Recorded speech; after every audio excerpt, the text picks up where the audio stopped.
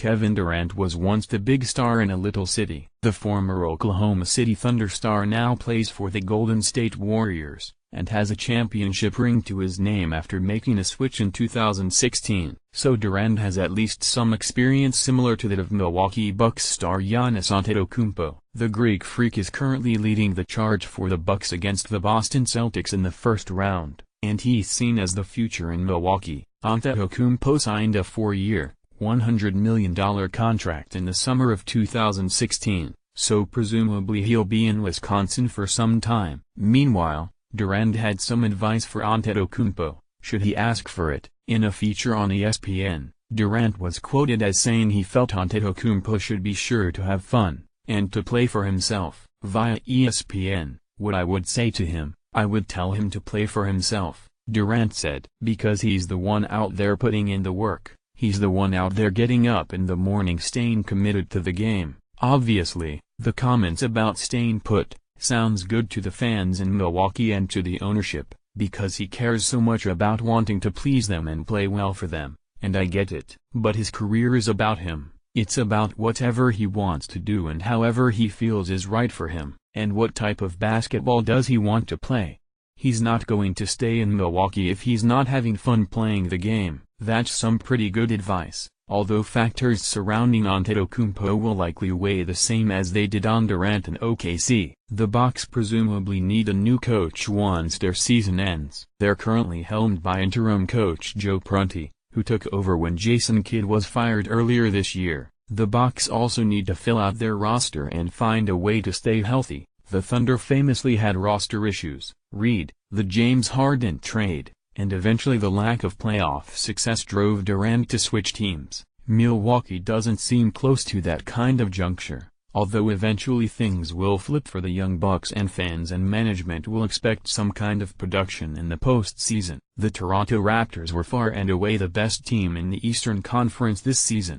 The Washington Wizards were, well, very Wizard-y. So considering their regular seasons, the fact that Washington was able to tie the first-round series between the two teams at 2 games apiece on Sunday is pretty astonishing. Bradley Beal had 31 points and 5 rebounds for the Wizards, while teammate John Wall added 27 points to go along with a whopping 14 assists. Washington shot an impressive 41% from three-point range as 4 of 5 starters finished in double-digit scoring. Despite Beal's performance, it was Wall who saved the day for the Wizards. Beal was disqualified after fouling out with around 5 minutes to play in the fourth quarter. Beal didn't agree with the call, and could be seen throwing a towel near the Washington bench. For his part, Wall either scored or assisted on 10 of the Wizards' final 14 points of the game. That helped stave off the likes of DeMar DeRozan, who led all scorers with 35 points. The series heads back to Toronto for Game 5, which will be played on Wednesday,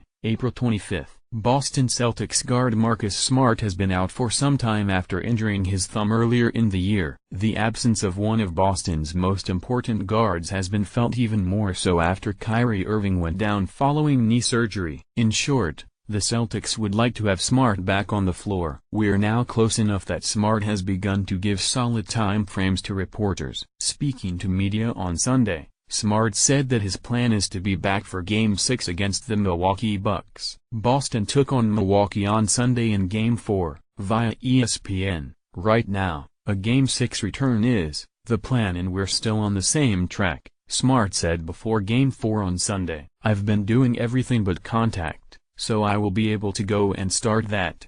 Smart said he believes the thumb is ready for contact. The surgery did its job, said Smart, who injured himself March 11 while diving for a loose ball in a game against the Indiana Pacers. Thumb is holding up well. I feel ready. I feel strong enough to get back out there. I'm just waiting on the okay. The series between the Celtics and Bucks has been tumultuous, a back-and-forth affair as an injury-riddled Boston squad takes on a healthy but offensively sluggish Milwaukee team. Smart could add a shot of life for Boston in a much-needed way. The Bucks won Game 4 and the series is now tied, 2-2. Game 6 would be on Thursday, April 26 if need be. Although the San Antonio Spurs were outmatched against the Golden State Warriors, Manu Ginobili was an integral part of the Spurs staving off elimination against the reigning champs on Sunday. San Antonio beat the Warriors, 103-90, to put the series at 3-1. The 40-year-old wingman scored 10 of his 16 points in the fourth quarter in San Antonio as Ettore Messina logged a playoff win at the helm of the team. Greg Popovich, who sadly lost his wife this past week, did not coach. Ginobili was 5 of 10 off the bench, adding 5 assists and 3 rebounds in the win. LaMarcus Aldridge led all Spurs scorers with 22, notching a double-double with 10 rebounds. Meanwhile, the only Warriors player to score more than 12 points was Kevin Durant, who rose above all scorers with 34 points to go with 13 rebounds. Klay Thompson shot an embarrassing 25% from the field, scoring just 12 points. Ginobili put the dagger on the Warriors with 90 seconds to go, hitting a spinning flip shot over Draymond Green to give San Antonio a 10-point lead. The series heads back to Oakland for Game 5 with the Spurs trailing,